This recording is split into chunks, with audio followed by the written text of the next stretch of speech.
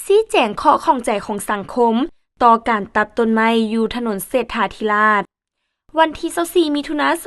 2025ท่านดวงตาบัวละวงรองภาควิชาเศรษฐศาสตร์เทคโนโลยีปรุงแต่งไม้เสี่ยวชาญอุตสาหกรรมปรุงแต่งไม้และพัฒนาผลิตภัณฑ์ได้ชี้แจงต่อข้อข้องใจของสังคมต่อการตัดต้นไม้อยู่ถนนเศรษฐาธิราชต่อสื่อมวลชนว่าเนื่องจากมีการก่อสร้างและขยายหน้าทางรวมทั้งห้องระบายน้ำอยู่ถนนเศรษฐาธิราชพร้อมทั้งเป็นการตัดฮ้อนกิ่งงาไม้ให้มันแตกพุ่มใหม่ในฤดูฝน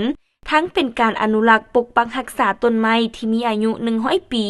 ให้มีความยืนยงเคียงคู่กับการป้องกันความปลอดภัยและอุบัติเหตุที่อาจจะเกิดขึ้นของประชาชนจึงจำเป็นต้องได้มีการตัดฮ้อนกิ่งงาไม้ออก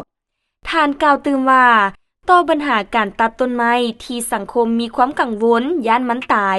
ผ่านการทดลองมาหลายเขตอยู่โศกปะหลวงหงหมอมโหสถอยู่แขวงขมวนและทางเลขที่13ไตภายหลังการตัดฮ้อนกิ่งงาแม้จะมีการแตกปงใหม่ต้นไม้จะบ่ตายการตัดเพื่อบ่ให้กระทบกับแรงลมหลายที่สุดเพื่อให้สังคมสัญจรไปมาด้วยความปลอดภัยซึ่งทางโครงการและผู้รับเหมา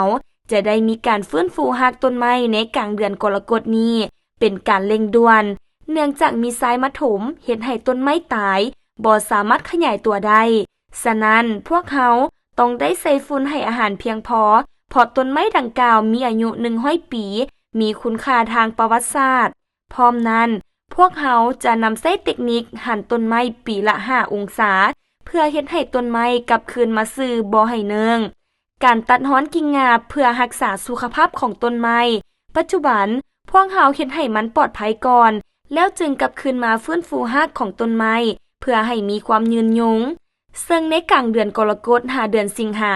คาดว่าจะให้สำเร็จ 100% สำหรับต้นไม้ที่1พวกเขามีแผนอยู่ในระยะเดือนตุลา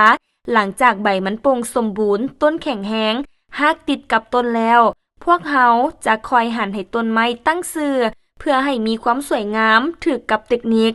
บางต้นพวกเขาจะได้บอกรากต้นไม้เพื่อบ่ให้เข้าโครงสร้างของห้องระบายน้ำเพื่อบ่ให้มันเปเพสำหรับต้นไม้อยู่ถนนเศรษฐาธิราชมีทั้งหมด59ต้นต้นไม้เสี่ยงที่จะล้มมี12ต้นในเส้นมโหสถต้องได้ตัดออกต้นหนึ่งพอมันดกแล้วมี2ต้นซ่อมกิ่งงาดกออกมาฮอดปัจจุบันการตัดต้นไม้ดังกล่าวสำเร็จ 80% ตัดกิ่งงาสำเร็จแล้ว51ต้น